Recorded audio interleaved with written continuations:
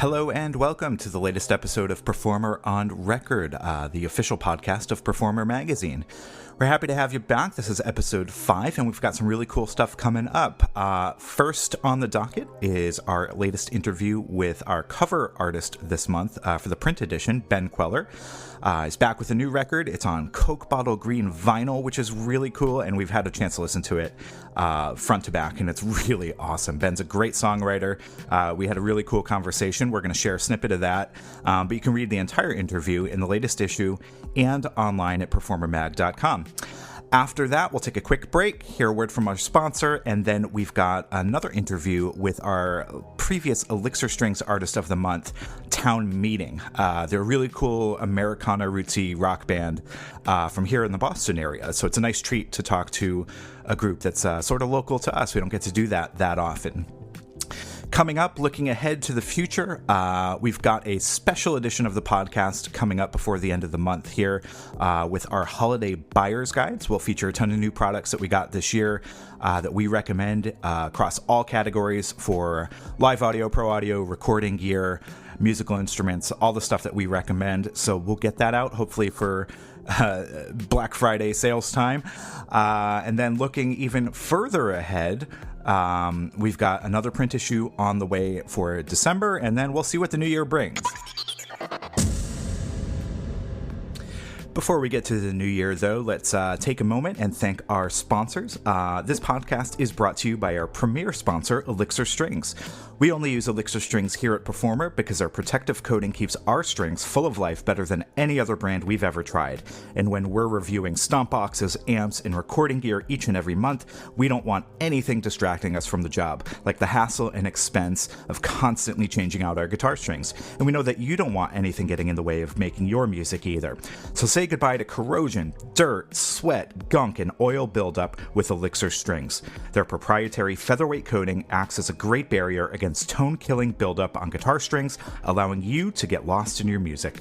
For more information, head to elixirstrings.com, check out our YouTube channel for more demos, and stay tuned in the future for a lot more real-world playing from artists just like you on all of our social media channels. Now back to the show.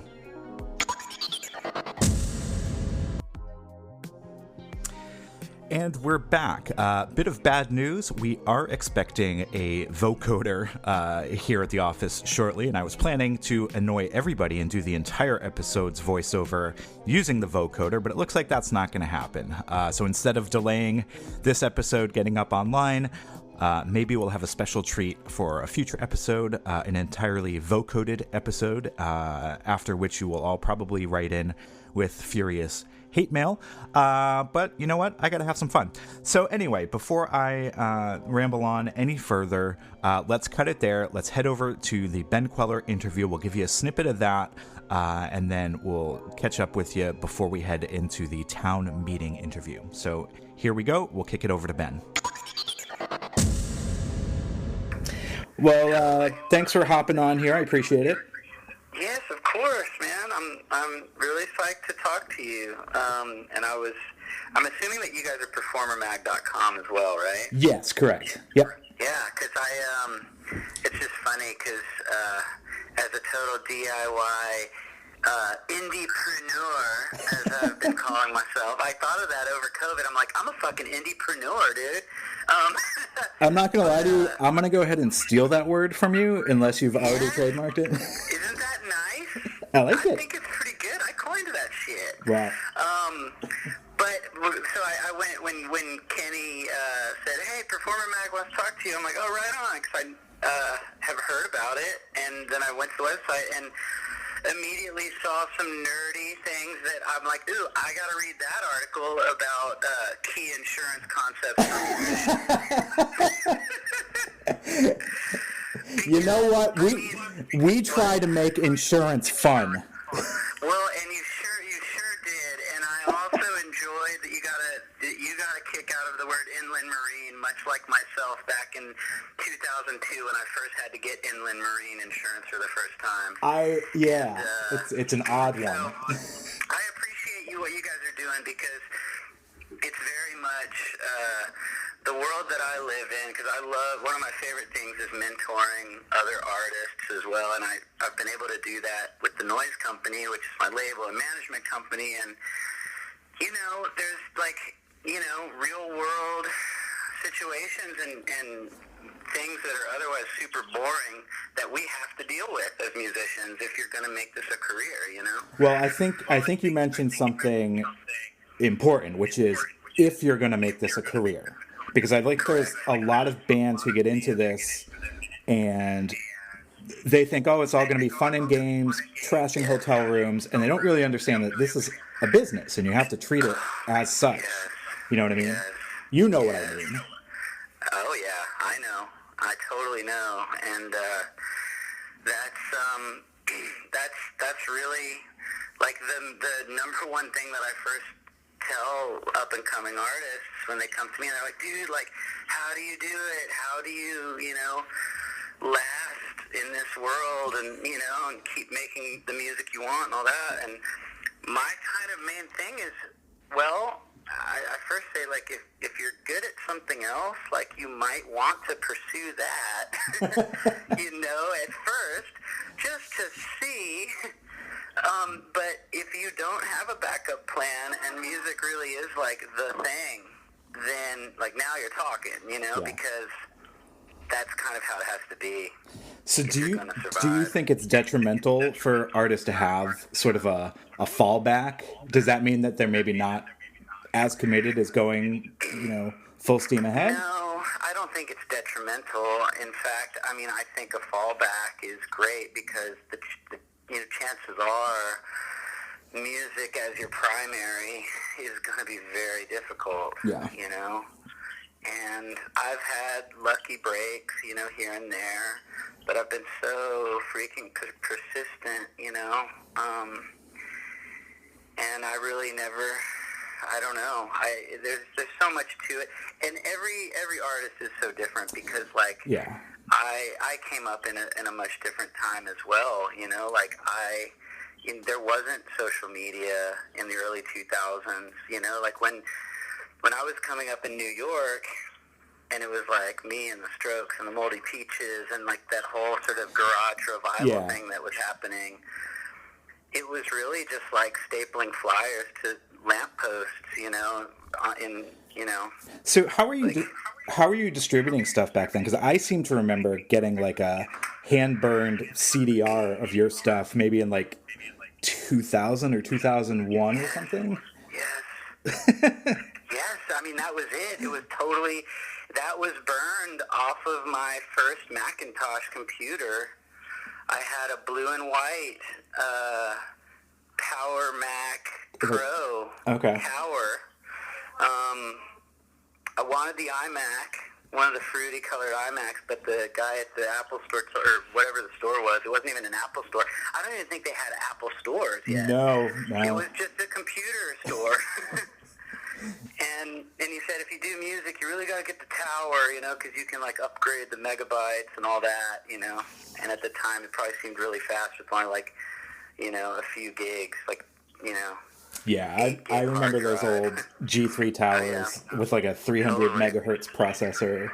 That's it, dude. Power PC. And it had the little hinge on the side. You could open it up. That was it, man. And I burned, discs.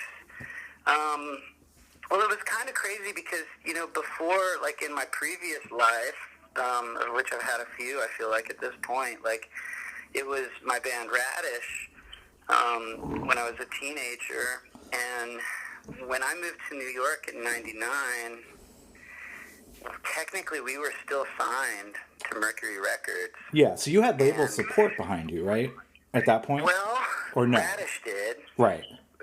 Radish had label support for one album. Okay. And then we wanted to spread our wings, and I wrote this complete opus. It was a double album, 18 songs, and delivered it to the record label, and they didn't know what to do with it. And Mercury got bought by Polygram, or Universal bought Polygram. Some big corporate merger happened, and there were all new people that came in. and no one wanted to do anything with Radish because they were like, well, we didn't sign you. It was the old regime that signed you. That happens so often. But they were like, but like, maybe we can do something with you. We'll see. And so it was kind of the typical major label, like, sit around and wait. Yeah. And so I eventually got frustrated with that. So I started recording my own songs on that blue and white Mac. And I burned CDs. And the first kind of quote-unquote real one was called Freak Out. It's Ben Kweller. And that one I actually mass-produced, like made 1,000 of them. Yeah. And that's the one that got in the hands of Evan Dando, which really was kind of, he was like the first connector that really kind of changed everything for me. And because up until that point, it was all just music industry people that were kissing my ass and just like saying, like, you're like the next Kurt Cobain, and all this bullshit. But when Evan got a copy of the CDR, it was actually like this artist that I respected and looked up to me, finally recognizing. So was that like real validation for you? Exactly. Cool. Exactly. And since then, you've been pretty much DIY for the most part. Is that right? Yep. So pretty much, pretty soon after that time, like around that time, ATO Records was starting up, and one of the founders of that label, Michael McDonald, not the Doobies, but I was about to say not yeah. He came up to me at a gig, actually, that I was playing with Evan Dando and Ben Lee, and said, we're starting a record label with Dave Matthews, and we really love this CD, and we'd love to, talk to you. And so I basically signed right away with them. Like the day that I signed the release papers for Radish, I signed as a solo artist to ATO. So from one thing to the next. Exactly. And then we went on to obviously put out Sha Sha, and then On My Way, and Ben Kweller, and then Changing Horses. And that was it really, at that point, we decided to move to Texas, my wife and I, and we had our first son, Dorian, and my deal was up with ATO in 2008 or 2009. So this was after the self-titled record? Correct. Okay. Self-titled was 06. Yeah. And so I did one more. I had one more record with ATO, and I wanted to make this country record. And because, like, my whole life I, would always write different songs and kind of put them in different buckets. And every once in a while, a country song would pop out. And so I would, like, I had this running list, country album. and then after Self-Titled was done, I'm going through my notes, and I was looking at the country album list, and I was like, oh shit, man, I should just like record these, and I did my first 4 albums in New York City, grew up in Texas, thought it'd be nice to kind of get out of the city, and obviously if I'm going to do some country music, I might as well get back to my homeland of Tejas. And so we actually rented out Spoon's studio in Austin, which is one of my favorite studios here, and recorded Changing Horses. And at that same time, I knew kind of in the back of my head that it was the last album with ATO, according to the contract. And did Changing Horses, had a great tour, like toured all over the world on it. It was really fun to sort of introduce a bunch of these like indie rocker kids, like my fans, into like the pedal steel and like dobro. Give them a little twang. And everyone was like, wow, like you're making country cool. Like, how did you do that? I'm like, country is cool, man. And so did that. And then after that album cycle, we kind of had to sit down together, me and Liz and like my team at the time, which was really like 2 other people, and Kenny as well, and just decided to start our own label. Now, did you have any lingering issues with ATO, or you just felt it was time to do your own thing? It was just time to do my own thing. I love ATO. I'll always be an alumni of ATO. I mean, I was their first signing. I was their first worldwide signing. Yeah. They licensed the David Gray album, which did so well for them, and that really was like their infusion to like really go kick ass as a label, you know? Yeah. And so I was their first signing, and that'll just always be something that we'll both share together, you know? And it just was, I just wanted control, you know? I wanted to know, and I wanted to, I'm a very inquisitive person. I like to know how shit works and the behind the scenes, and even if it's ugly and dirty on the inside, I want to see it, you know? Yeah. And I wanted to know that, like, if something's going to fail, like, I at least wanted to fail on my own terms and know that we gave it our best shot instead of just being another artist sitting on the sidelines hoping that someone else is going to make something happen on my behalf, which I felt like at that point I had been doing, you know, for many years at that point. So can I ask you something about making the transition? Yeah, of course. Is there anything that you missed going from having that label support to going and starting your own label and doing the recording stuff yourself? Is there anything that you feel like you got from ATO that you didn't have initially on your own that was a good thing, that was a positive thing? I think a positive, I think what comes to, I'm sure there's many things, like if I sit and think about that overnight, I'll get back to you on it. But I like right off the bat, I think it's just that sort of, that sense, well, you know what it is? It's like when you do peel back, I don't know what the term is, when you peel back the curtain or the mirror or whatever the term, you know what I'm trying to say. Yeah. Like when you peel all of that back and you realize that it is just like any other business, there's some of that allure goes away, and sometimes that's a little sad. Yeah. I think, you know, there's something beautiful about like just being an artist and, you know, flying overseas to Japan and like knowing that just shit's taken care of and things just seem kind of automatic. And so there is something really fun about that. But also, you know, as you grow up and as you just learn how the world works, or if you try to run any business, like a lot goes into making that automated vibe happen. Yeah, it's not as easy as it looks. Exactly. And so, sure, like there's things that I loved, you know, about being on a label, but what I'm able to achieve, like with my team now, and like really being like a business owner, as cheesy and horrible as that sounds, like I'll take that over anything else any day. So what was the first thing you did on your own? Was that go fly a kite? Yep. Okay. Go fly a kite. And that almost brings us up to present day. I mean, that was only a couple years ago. I know.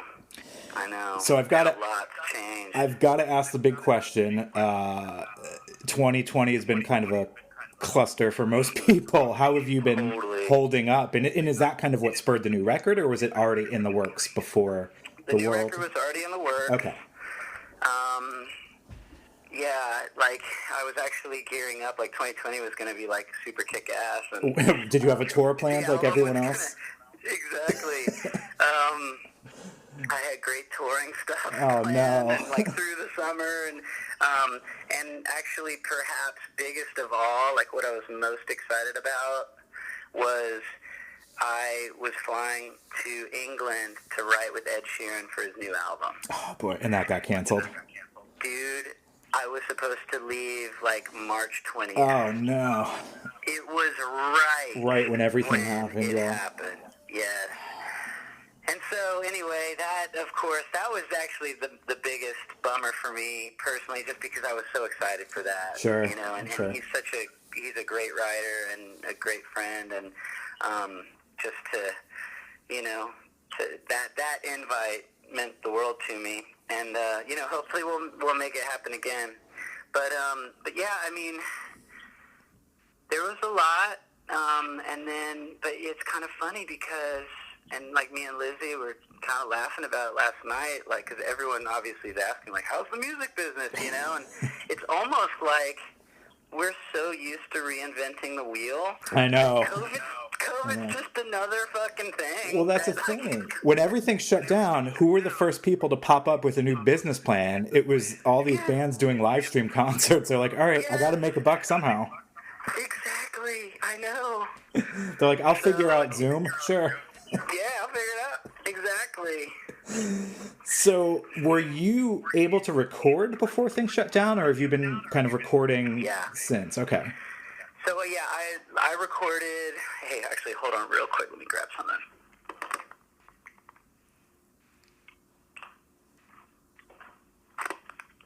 Here I am. Okay. Yeah, I recorded the album I finished it right before the lockdowns. Oh, okay, that's good. And I was able to, and I got it mastered during the lockdowns, because that was easy. The guy that always masters my stuff is Howie Weinberg. He's out in L.A. He does everybody's stuff. I love him. And at this point, I can just send him stuff, and I don't even give him notes anymore. He just knows what I like to hear, and it's just, he's a beast. And so... Yeah, so he mastered it over COVID, but you know, like another thing, even before COVID happened, like another reinvention of the wheel is sort of like this new incentive, like we're incentivized, or being disincentivized to release albums, which is kind of like a really weird thing, but I'm sure you've noticed it, like especially with the way Spotify works, you can really like whenever you upload music to Spotify, you can submit one track to editors. Yeah, well, I noticed a couple weeks back, or it might have been a month or so ago, like a new Ben Kweller single pops up on my Apple Music feed. I'm like, oh, okay, well, that must mean a new album's coming, or maybe not. Right. Maybe it's a string of singles. So, maybe it's just that. Okay, well, so here's like for all your readers who are interested in like the behind the scenes stuff, which there are more than ever. We have more DIY musicians now, and bless them all, you know. Basically, the way it works is, you know, you can submit one track to editors, and you hope to get playlisted, and that really is the new name of the game, is getting on playlists. Yeah. And so about a few years ago, when this became clear that this was how the DSPs, the digital service providers, were basically conducting like their business, like all the hip-hop artists and pop artists were like, well, fuck, like, why would I upload my whole album to you if I can only submit one song from it to playlists? If you're only going to listen to one song, why give you my whole album? I'm just going to keep giving you singles. Yeah. And so that really is like a big reason that we're back in kind of the single culture, which in a lot of ways I love, man. I love just stacking up a bunch of 45s and just running through them, you know? Yeah, exactly, dude. And it's, you know, it's kind of cool. I dig it. I love the album as an art form. I'll always love albums, and there's nothing like a good album, but I'm afraid like the attention span of people is just diminishing every day. So, which kind of brings me to how I'm rolling out Circuit Boredom. So, are you doing it like one track at a time? Well, so I've done, you know, a single here and there, and I'm building up, basically kind of dripping out singles, but I'm releasing physical first. Okay. So we just announced the vinyl. Yep, so the vinyl comes out in October, right? Yes, sir. So vinyl drops October 2nd, and hopefully, so that's kind of, they're on track for October 2nd, but I know it's been kind of rough at the vinyl manufacturers, like during COVID. So you're getting that pressed locally? Yeah, so that's here cool. In Austin, we have a vinyl plant. That's really cool. So who's doing that for you? It's called they're called Gold Rush Records, and they're here in Austin. And the woman, it's like an all-woman run business. Karen, the owner, she used to work at Google, in Google Music, so she comes from a complete digital background. Yeah.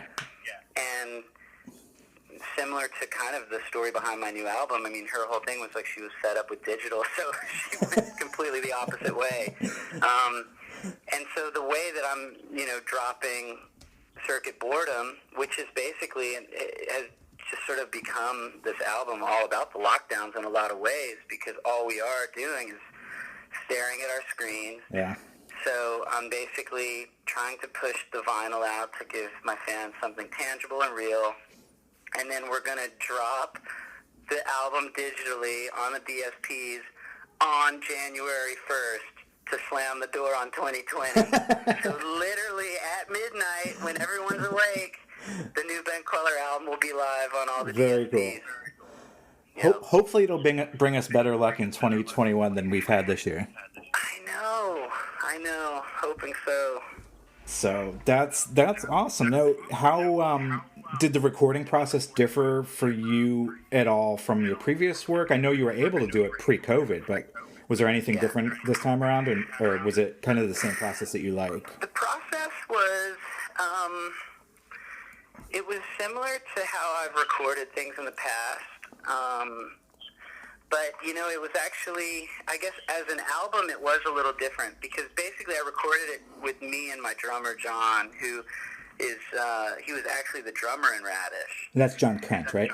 John Kent, yep. And we, there's like a much longer, drawn-out story to this, but basically, long story short, we put out Go Fly Kite in 2012, toured around, actually got nominated for a Grammy for the artwork, which we didn't even know was a thing, but we got to go to the Grammys, had an amazing year. My family goes on vacation in New Mexico, and Liz wakes up in the middle of the night and is like, Ben, get up, something's horribly wrong, I feel really sick. And so I stood up and fell to the ground immediately, and we were all feeling like we're dying. Long story short, it's carbon monoxide poisoning. Oh, jeez. And we were in this little cabin, on the top of a mountain in New Mexico, and the ambulances finally arrive, and we go to the hospital for days. We're on oxygen. It was a nightmare. And so, and the doctor's like, you guys were 15 minutes away from not waking up. Oh, it's a miracle, really. And so I get home, and I called Kenny, I called Jackie, Nalpant, my booking agent over at Paradigm, everyone on the team, I'm done. Cancel everything. I almost died, and I don't want to leave the house. I'm just fucking done, And so weeks turned into months. Months literally turned into years. I don't know how it happened, but I just was so depressed and had serious PTSD from this experience. Well, I can imagine, sure. I didn't want to tour. I didn't want to record. But every once in a while I'd write a song. And so it would actually give me, every time I'd write a song, I'd be like, whoa, okay, so, my old friend's songwriting, it's still alive, And, so good to see you, Mr. Songwriting. And so at some point, I'm trying to think the year, but at some point, my friend Dwight Baker, really great producer, he's got a band called The Wind and the Wave here in Austin. He called me up. He's like, dude, I know you've been, super depressed. You don't want to do shit. I get that. But I also know you have all these songs. Just come to my house, to my studio, and let's just fuck around in the studio for a day and just see what happens, because maybe you'll just have fun, He was just trying to help his friend out, basically. Yeah. So I'm like, yeah, dude, all right, cool. Let's tomorrow. I'll be there tomorrow, And so I went over there, and we started recording stuff, and I was like, oh, my God, okay, this feels good. Meanwhile, John Kent, childhood bestie, moves 30 minutes away from where I live in a little town called Marble Falls, and I'm over here in Dripping Springs. These are all sort of little, outside, the Woodstocks of Austin, essentially, the hill country. And we have a barn on my property, and that's, the future recording studio. But I basically called up John. I'm like, hey, let's, set up the drums and the Marshall stacks, just, for old time's sake, and see what happens. So he comes over, and I had just written the song Stars, which is a new one, and we started jamming it in the barn, and I felt like I was 15 again. And I'm like, okay, like, I can do this, you know? And so John and I went back to Dwight, and we just, like, booked 2 weeks and banged out this album. Just him on drums, me on guitar and singing live. And then we added bass and, you know, all the other instruments. And I called in a bunch of friends to sing backing vocals. So I've never really made an album as a duo, but basically I did for this one. And I've done, you know, I've definitely done recordings that way, especially with John in the past. Yeah. But for a Ben Kweller release, yeah, this was kind of a first. Well, it sounds like John and Dwight gave you kind of the boost you needed to get back on the horse. Yes, exactly. Were you ready, or were you kind of still apprehensive getting back in? I got more and more ready as time went on, and like really started feeling it. So yeah, I was ready. It was great. Good. You know, and then the album's done, and we're, you know, making plans for like how we're going to release it and all of that, and we start holding tour dates and all that stuff, and then COVID hits. Yep. So yeah, but that's been going back to the reinvention of the wheel. Like, it has been really inspiring, and you know, one of the big bummers for me during COVID is because I live way out in the country. Yeah, our internet is horrible out here. Yeah, so I haven't been able to really participate in live streaming like most of my peers. And so I was at the same time talking with a friend of mine, Steve, who owns the Continental Club in Austin, and all the clubs have been hurting so bad, as you know. And so we basically just, like Noiseco, just started building a ticketing platform and like way to do like video embeds and sell tickets behind the paywall. And so we started doing live streams over at the Continental Club. And so I did that. I did a live stream for my fans, and it was fucking amazing. That's good. So you go to the club and set up a show.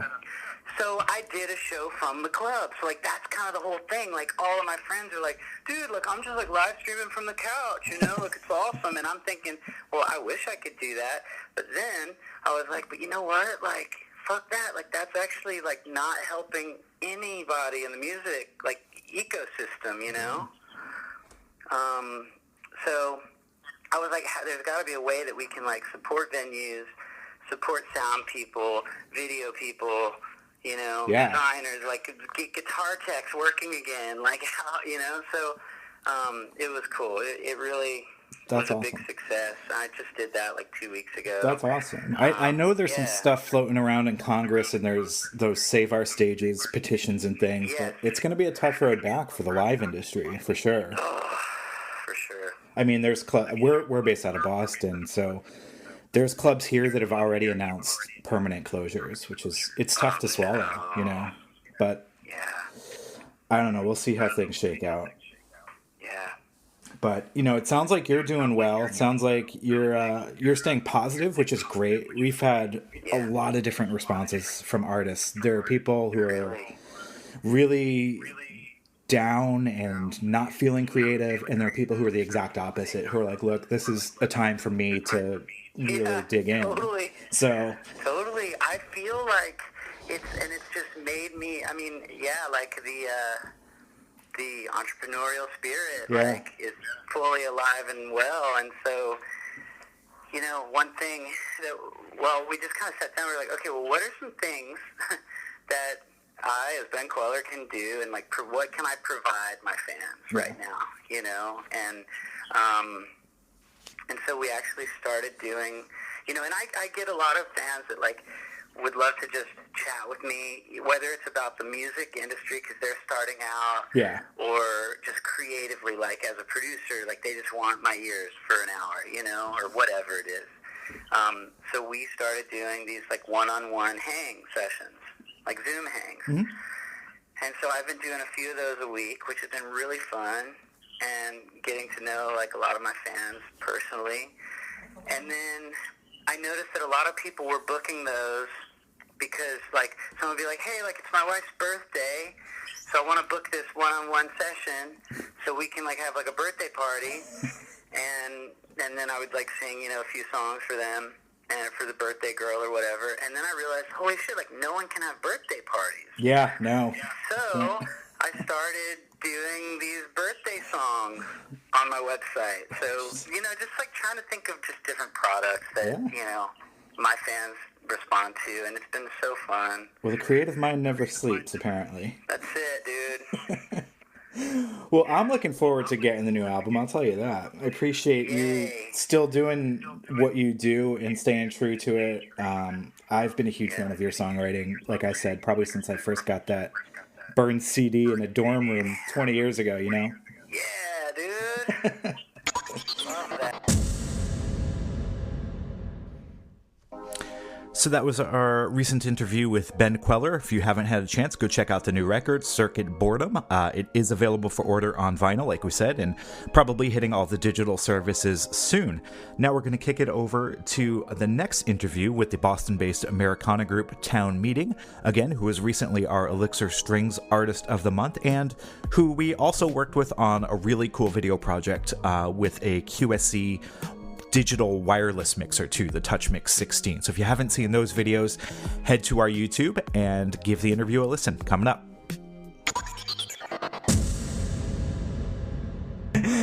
So we are here with Tim from Town Meeting. Now, Tim, you are the band's lead guitarist, is that correct? That's true, yeah. I play lead guitar and mandolin. Excellent. So that kind of brings up a really great point with the mandolin is Town Meeting is this really cool, I'm going to describe it poorly, you can probably correct me. Town Meeting is this really cool mixture of like rock and Americana, but not in a really cliched way, and I'm not sure how to best describe your sound, so maybe you can help me out here. Yeah, definitely. So I would say we definitely started as a roots Americana band. We didn't have a drum set. We were primarily an acoustic-driven band, and then we went through a few member changes, did a little shuffling. Russ, one of the lead singers, started playing a full drum set, and we had lost our electric guitar player, so that kind of shifted our sound because I had to jump on the electric guitar and kind of split my time between the mandolin and that. Yeah. So it just kind of became this sonic thing that that we made when we made the last record, Make Things Better. We just wanted to experiment with a lot of different sounds. So can you tell us maybe a little bit, if we back up, how the band originally formed, and then we'll kind of get into the new record, because I do want to talk about that, because it's really great. Hopefully thanks, man. We can drop in some audio clips and people can get a chance to listen to that. Or if they haven't already, and this also brings up a great point, we recently worked together on a couple video projects with the band. We did. If you head to the Performer YouTube channel, you'll see a couple of examples of the band testing out a QSC mixer, which we can talk about, and some Elixir guitar strings, which we can talk about. That's correct, definitely. But let's back up and talk about how the band kind of got started and getting into the new record and everything. Sure, yeah. I'll try to give you the condensed version best I can. So, if you don't know about us, we are a band that was formed by a couple of brothers. So Luke and Russ Condon initially had the idea for Town Meeting, and started playing acoustic gigs as a duo, and then sometimes with a conga player as well. Fast forward, I opened for them playing an acoustic show, and they kind of wanted me to jump on the bass. I hadn't had a bass at that time or anything like that. Long story short, I ended up getting a bass and an amp that night given to me. Called them the next day and said, "Hey, I think I'm supposed to play bass in your band." So that happened, and then their youngest brother Brendan joined, and their father-in-law at the time, Dean, jumped on electric guitar, and that's kind of how the band was birthed for a while. We were this just kind of family band, I guess, with me being the one sort of outsider. It was a unique situation where Luke and Russ, both of their father-in-law, was this one guy, Dean. They had married sisters, and so it was an interesting. So it's a real family affair, this band. Yeah, it really was at that time. So that was kind of how it all came together. Was just a couple of brothers that put a band together. So let's talk about the new record. I know we've previewed a couple of clips in the videos themselves, and I've had a chance to listen to the whole thing, and it's really great, top to bottom. Nice. What's your guys' recording and songwriting process? Is there one primary writer in the group? Do you all kind of collaborate on that? Maybe you can give us a good sense of what the creative process is like for the group. Sure, yeah. I'll start with songwriting and then kind of dive into recording. Great. So this record, more than any, was a real collaborative effort. There's very few songs that I would say one person wrote on this album, and I can't really pull one off the top of my head. But the beautiful thing about technology is we do a lot of sharing of, voice recordings and sound memos, text to each other. Where someone might say, hey, I have a couple of verses and a chorus, or hey, I've got this riff, or hey, I have this idea. And then we get together and we really kind of write as a team. And I think more so on this record as opposed to previous ones where it may have been, a couple guys would come in with, hey, I've got these 3 songs, I have these 3 songs, I have these, let's go record those. Gotcha, okay. So it's definitely a collaborative effort. We did track this record in Boston with Dan Cardinal at Dimension Sound Studios, who the man's a genius.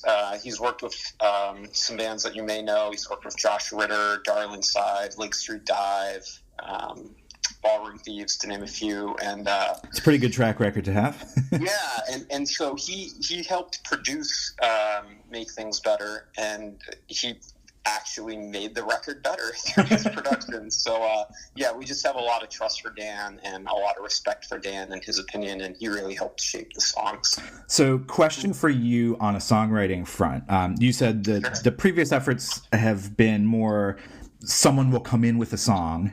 Mm-hmm. This time around, you're trading ideas and notes back and forth, and then you all get together to kind of shape that. Is there a version you prefer? Is this how you think the group is going to approach songwriting from here on out? So I think this is where we're at our best, right? I think that when you get a sum of all the parts as opposed to just one, you get that push and pull in songwriting where instead of when one person writes a song, you have one vision. Yeah. So there's that one path, whereas this is, you've got 5 guys coming together saying, how can we make this the best thing that it can be? And, that it's not easy. It certainly leads sometimes to disagreements or little kind of quarrels among us. But I believe that's what makes the songs their best. Now, this is the $1 million question. Had you guys had touring plans in place behind the record? And so what a year to release a new record. Good timing, guys. Other friends who are in the same boat, and we actually initially were going to release this record in early spring and tour pretty much the whole year if we could, and as things kept getting pushed back, we finally just had to make the decision to release the record with the understanding that we can't tour it. We played in the summer as much as we could. We've kind of, quarantined together and made the decision that we were just going to expose each other to ourselves. Well, that's one of the only reasons we could have done the videos with you guys is because you were all physically in the same space. Right, so it was easy for us to ship you a mixer and have you guys, perform with it because you were all together. I think had we selected a different group and maybe they all lived in different parts of a town and weren't able to do that, might have been a little bit tougher. Yeah, it's such an interesting time, but I think we just kind of look at it as an assumed job risk, right? So, I think of, the guys in the NBA going into the bubble or the NFL right now. These guys kind of all saying, you know what, we know this is out there. We're going to take it very seriously, but this is what our passion is. This is what we do, and ultimately we're not in this for our health. So you had your own little mini NBA bubble going on. Yeah, kind of sort of the best we can, man. So a lot of bands are in the same boat right now. I guess the natural follow-up question is, what do you do with those live dates? Are they postponed? Are they canceled outright? Are things kind of up in the air right now as far as live gigs go? So So it's kind of a grab bag mix of all of those things. Okay. We had some dates that were straight up canceled. We have some that are pending for next year, but some, we're supposed to do, for example, a show with Jacob Jolliffe Band in Portland, Maine at Port City Music Hall, and that venue shut down. So permanently or just for now? Shut down permanently. Oh boy. Which is a bummer because, that's a great venue for that area, and Portland, Maine is such a great hub for music. So we've run into some of that, and then some things are reschedule and cross your fingers and hold your breath and hope that, in 2021 they happen. So are you guys taking advantage of this time to write anymore, or what's kind of the holding pattern for the band right now? So we actually, I'm not sure when this will air, but we were in the studio last weekend working on a new single. So just anybody who's listening, this is right around Halloween 2020. Yeah, there you go. Nice. So we just went in, we tracked kind of the bones of a new single, and that will hopefully be released in late winter, early spring maybe, tentatively. So staying busy while the live stuff is kind of on hold. Yeah, trying to as much as we can, and just trying to think through what 2021 will look like. Yeah. Again, for those listening, we also have a election coming up in the States. We do. So who knows when this airs what the country's going to look like. Hey, everybody. Just cutting in here briefly to interrupt the interview. Obviously, the election did happen, so we're cutting out a portion of the interview that's about that and probably irrelevant at this point, since this was recorded several weeks back. So you're not missing anything important. So let's jump right back into the interview where we left off. Thanks. Oh boy, 2021. Who even wants to think about that? Let's get back to some more positive things like the music. Sure.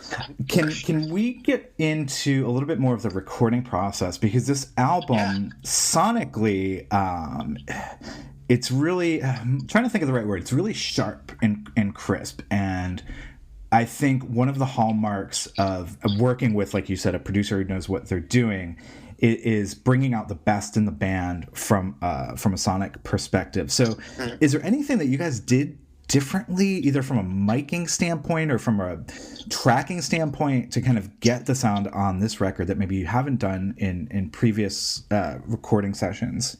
Yeah, absolutely. I can speak to that.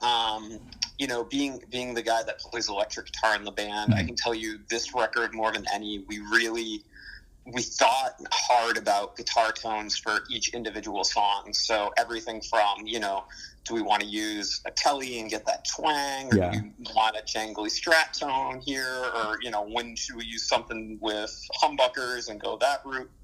Used a lot of different amp combos and pedal combos to create those sounds. So we did take a hard look at that, and then vocally, just a lot of layers. Hey everybody, cutting into the interview again. I apologize. It was at this point that working from home became a bit of an issue, as my children decided to bounce into the room and make a lot of noise. So we had a good laugh. We got them shooed out of the room, and then we continued on. So again, not missing much, but let's go back to the interview.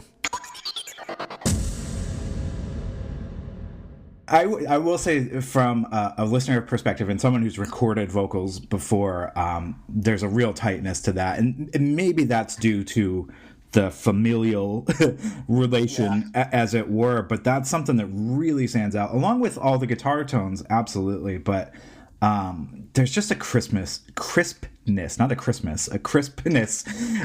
record. Christmas is a couple months away. Yeah, you guys will work on the Christmas album for me, will you? But there's a crispness to the production that's really just refreshing, because as a magazine, we get sent a lot of indie records, and a lot of them are great, but a lot of them were clearly done by people who maybe this is their first outing, they're doing it in a home project studio, they don't quite have the engineering or sonic chops to set a mic up properly, or know how to layer vocals so they're not muddy and kind of dirtying up the mix. So you guys really, job well done on this one. Thank you. Yeah, all credit to Dan Cardinal over at Dimension Sound for that vocal mix, and just he's, I would say if you live in New England or even if you don't, he's got one of the best studios. And what was the name of the studio again here in Boston? Yeah, sure. It's Dimension Sound Studios. All right. So if any of you out there are in the New England area, make it a point to look them up, because I know we've gotten records from there before. I think you said like Lake Street Dive-In. Yeah. Who else did he work with? Ballroom Thieves. We've definitely got Josh Ritter records. Okay. I mean, he's worked with a tremendous amount of bands, and he's just, he's the best of the best, in my opinion. Can't speak highly enough about him, and I believe that's a big part of why this record sounds the way it does. So that was our interview with Town Meeting, and before that you heard a snippet of our longer interview with Ben Kweller. You can catch that in the latest print issue, catch some video footage of Town Meeting up on our YouTube, and stay tuned for our Holiday Buyer's Guide, special podcast episode coming soon, special video Holiday Buyer's Guide coming soon, and a special featured section on our website. So until then, stay safe, be kind to one another, and we'll talk again soon.